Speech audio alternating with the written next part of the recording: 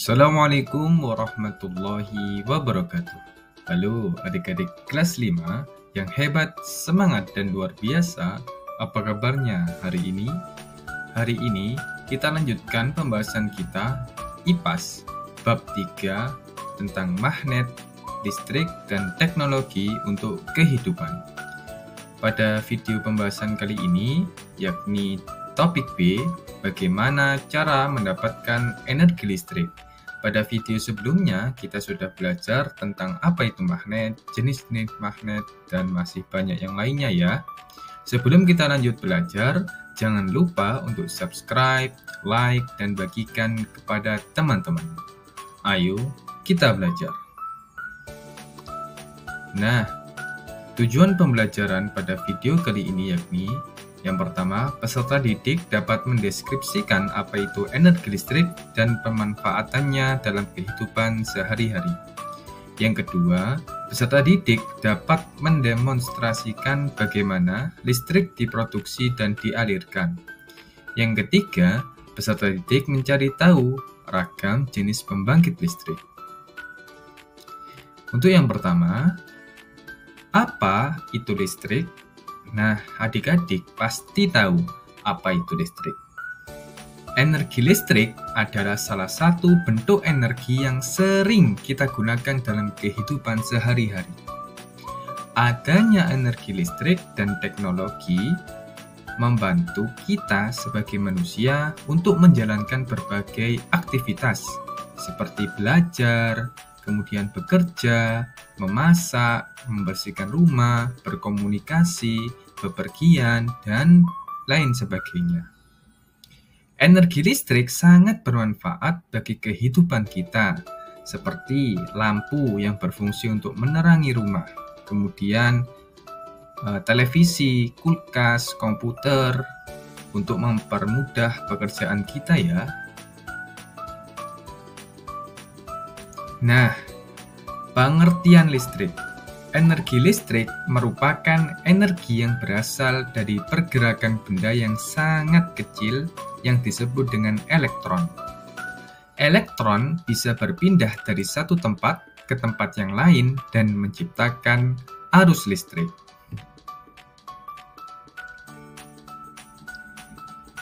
Kalian akan menemukan banyak sekali elektron pada kabel yang terhubung ke stop kontak. Tapi, kalian perlu berhati-hati ya dengan elektron, karena aliran elektron bisa membuat kalian tersengat listrik atau kesetrum ya adik-adik. Sengatan listrik terjadi jika tubuh kita bersentuhan langsung dengan kabel listrik yang bertegangan. Tersengat listrik atau kesetrum rasanya sangat sakit sekali dan bisa membahayakan nyawa. Jadi adik-adik bisa berhati-hati ya ketika memegang stop kontak, pastikan keadaan tangan adik-adik dalam keadaan yang kering, tidak basah atau tidak terkena air. Kemudian, jika energi listrik dialirkan ke peralatan listrik, maka peralatan listrik tersebut akan berfungsi seperti kompor yang dialiri oleh gas dari tabung LPG.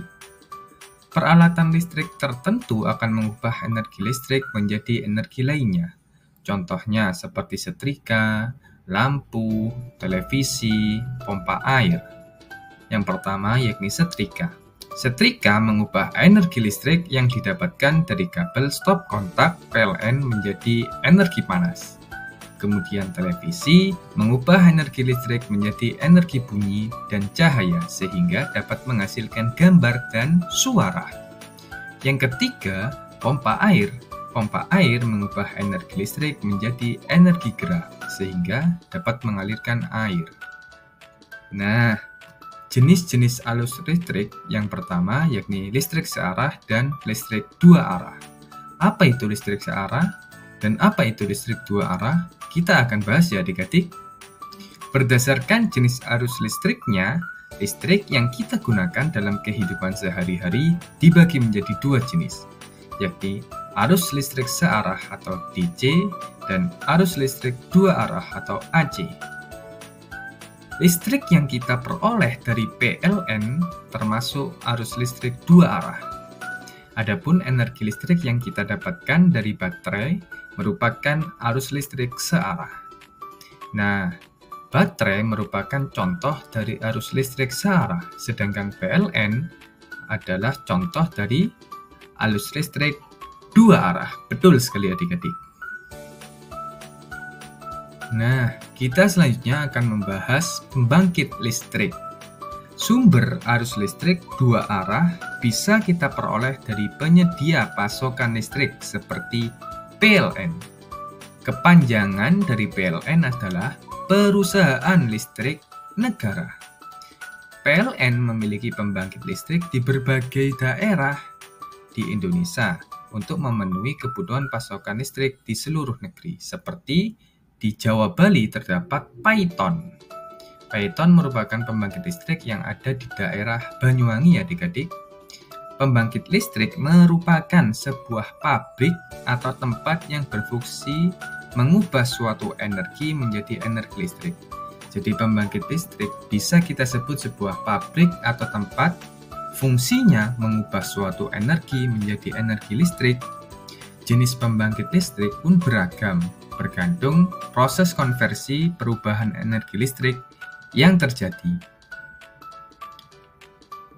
Nah, di sini ada beberapa energi listrik dihasilkan dari beberapa sumber, antara lain. Yang pertama, PLTA. PLTA adalah pembangkit listrik tenaga air, memanfaatkan energi air yang jatuh untuk memutar turbin dan menghasilkan listrik. Yang kedua, PLTU. PLTU adalah pembangkit listrik tenaga uap, membakar bahan bakar fosil seperti batu bara untuk menghasilkan uap yang dapat memutar turbin sehingga menghasilkan listrik. Yang ketiga adalah PLTAU, pembangkit listrik tenaga angin, memanfaatkan energi angin untuk memutar turbin dan menghasilkan listrik. Yang keempat adalah PLTS, pembangkit listrik tenaga surya, mengubah energi matahari menjadi energi listrik. Nah, mula-mula pembangkit listrik mengubah suatu energi menjadi energi listrik, lalu disalurkan kepada kabel listrik tegangan tinggi, atau biasa kita sebut dengan sutet. Sutet akan dialirkan menuju gardu listrik dan menuju kabel-kabel listrik, sehingga akhir dari muaranya, yakni kita sebagai konsumen, ke gedung atau rumah-rumah kita bisa menikmati nyalanya televisi, kemudian terangnya lampu.